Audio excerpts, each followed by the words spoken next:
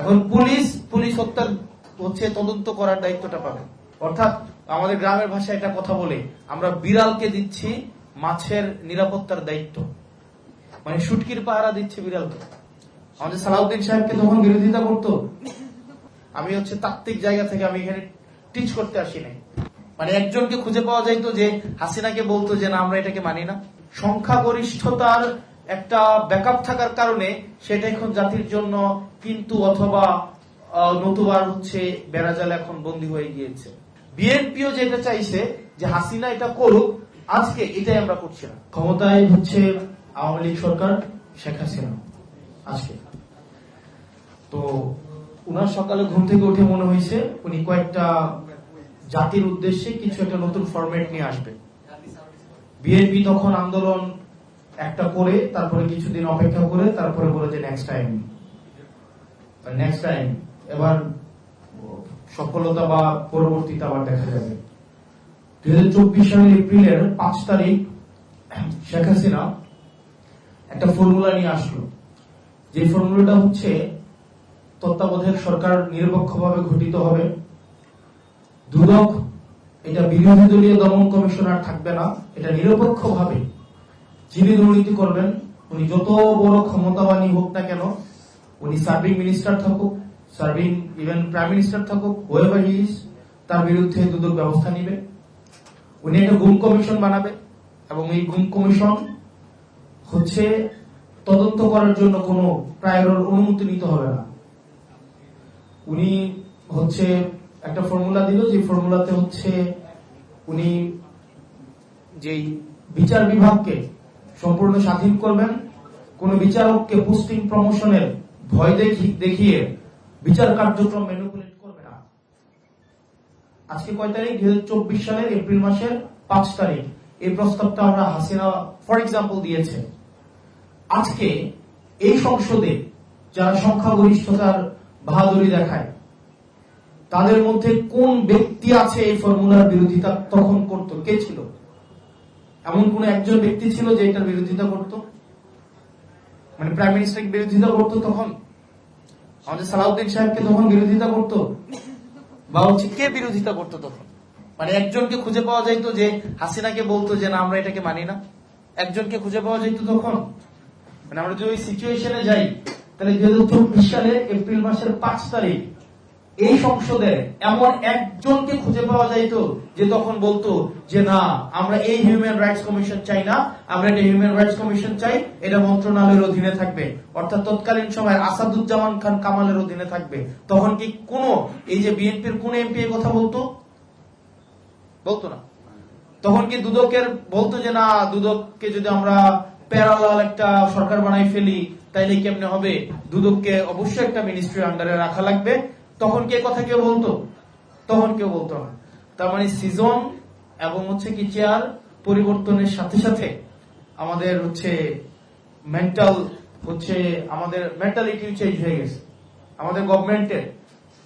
2024 সালে এপ্রিল মাসে যে জিনিসটা জাতির জন্য প্রয়োগযোগ্য, বাস্তবায়নযোগ্য, সেটা 2026 সালে সংখ্যাগরিষ্ঠতার একটা ব্যাকআপ থাকার কারণে সেটা এখন জাতির জন্য কিন্তু অথবা নতুবার বেড়াজালে এখন বন্দী হয়ে গিয়েছে।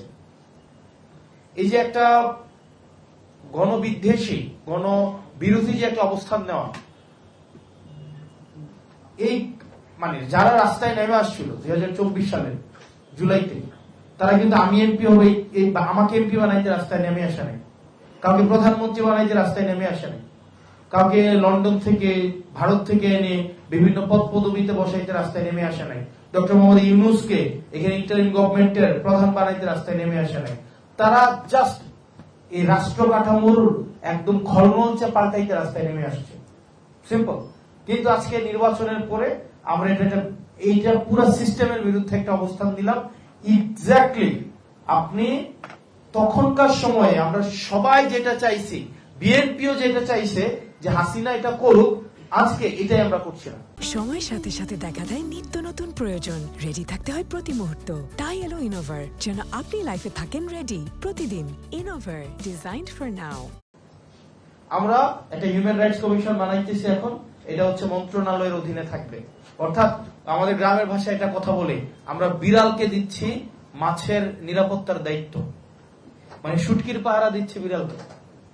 আপনি আপনি এখানে দেখেন প্যাচটা কোথায়। আপনি হিউম্যান রাইটস কমিশনে আপনি এটা আইন মন্ত্রণালয়ের অধীনে রাখবেন। আমাদের জুলাই ফাইটার্সদের একটা ইন্ডিমনিটি দেওয়া হয়েছে না, একটা তো এটা বিল আছে, ইন্ডিমনিটি দেওয়া হয়েছে। মানে দেখেন বলা হইতেছে তাদেরকে ইন্ডিমনিটি দেওয়া হবে, কিন্তু এখানে যদি এই হিউম্যান রাইটস কমিশনের এই অধ্যাদেশটা যদি ল্যাপস করে, প্রবলেমটা কোথায় হবে? প্রবলেমটা হবে 2009 সালে যে হিউম্যান রাইটস কমিশনের যেই লটা, সেটা আবার রিএনফোর্স হবে। এটা যদি রিএনফোর্স হয় তাইলে যেটা হবে, তদন্তের দায়িত্ব কিন্তু পাবে স্বরাষ্ট্র মন্ত্রণালয়। তাইলে পুলিশ হত্যার যে বয়ানটা কিছুদিন পর পর মাঠে নিয়ে আসে, তখন দেখা যাবে কি এটার দায়িত্ব কে পাবে? পুলিশ পাবে। এখন পুলিশ হত্যার হচ্ছে তদন্ত করার দায়িত্বটা পাবে। আপনি দেখেন এই যে বিচার বিভাগ, আমি পলিটিক্যাল মানুষ, আমি পলিটিক্যাল ভাষায় কথা বলবো, আমি হচ্ছে তাত্ত্বিক জায়গা থেকে আমি এখানে টিচ করতে আসি নাই। ধরেন একদম সিম্পল বিষয়, একটা জাজ পোস্টিং প্রমোশন আপনি দিয়ে রাখলেন মন্ত্রণালয়ের অধীনে, একজন রাজনীতিবিদদের অধীনে।